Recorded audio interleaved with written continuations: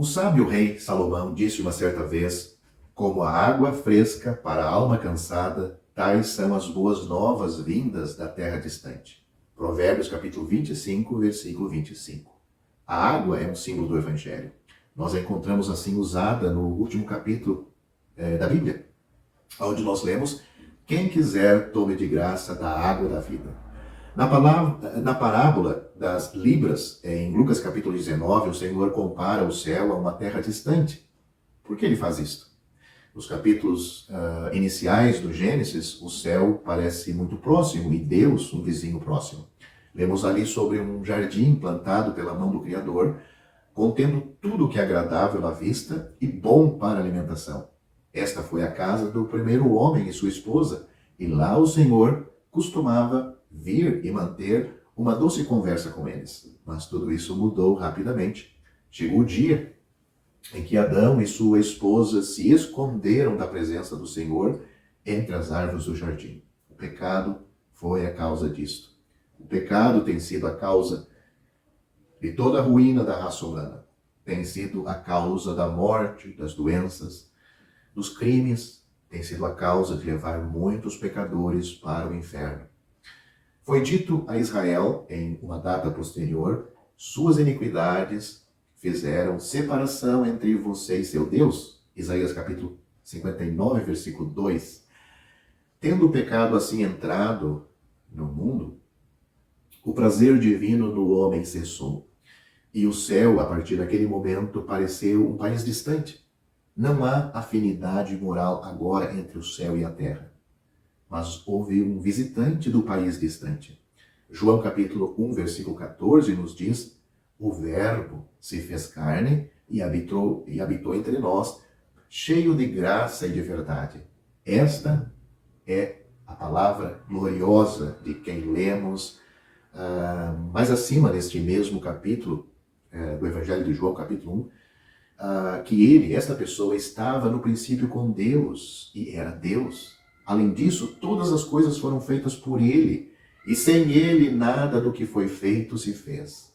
Em João capítulo 6, versículo 38, nós o ouvimos dizer: eu desci do céu não para fazer a minha própria vontade, mas a vontade daquele que me enviou.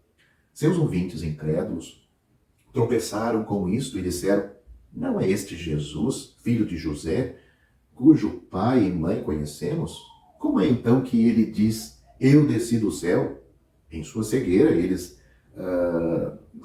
viram nele nada mais do que o filho de um carpinteiro. O Filho de Deus não foi apenas rejeitado quando veio, ele foi assassinado. Na parábola da vinha, ele mostra isso vividamente antes que o ato terrível fosse cometido, tendo enviado muitos servos a estes lavradores sem sucesso. Por último, o dono da vinha enviou seu filho, dizendo: eles reverenciarão meu filho. O mestre é Deus, o filho é o Senhor Jesus. Mas quando os lavradores viram o filho, disseram: este é o herdeiro. Foi assim que os homens trataram o Senhor Jesus. Apesar de suas palavras e obras únicas, eles o odiaram e o mataram. Tudo isso está afirmado pelo próprio Senhor Jesus, que aconteceria e estava acontecendo em João, Evangelho de João, capítulo 15, do versículo 22 ao 24. Mas o que aconteceu depois que Cristo foi morto? Em Atos capítulo 1, nós o vemos subindo para onde ele estava antes, carregando as feridas que os homens infligiram à sua sagrada pessoa até o trono de Deus. Visão de todas as visões para o exército angelical. Que resposta Deus deu a isto? Por 10 dias depois da subida de Cristo, houve uma calmaria. Então o céu se abriu mais uma vez e o Espírito Santo desceu. Para quê? Para destruir culpados da morte de Cristo? Não, mas para pregar o Evangelho. Assim, em Atos capítulo 2, ouvimos Pedro acusando seus ouvintes de seu terrível pecado do assassinato de Cristo e concluindo isto, oferecendo-lhes todo o perdão no seu nome, no nome dessa pessoa. O Salvador, antes de subir ao alto, ao céu, disse que o arrependimento e a remissão dos pecados deveriam ser pregados em seu nome entre todas as nações, começando por Jerusalém. E é isto que está registrado em Atos capítulo 2, quando o Espírito desceu naquela ocasião. Você pode ler Lucas capítulo 24, versículo 47, a ordem do Senhor Jesus para pregar o arrependimento e a remissão dos pecados em todo o mundo, todas as nações, começando por Jerusalém. Seus próprios assassinos deveriam ter a primeira oportunidade de bênção. Que coisa!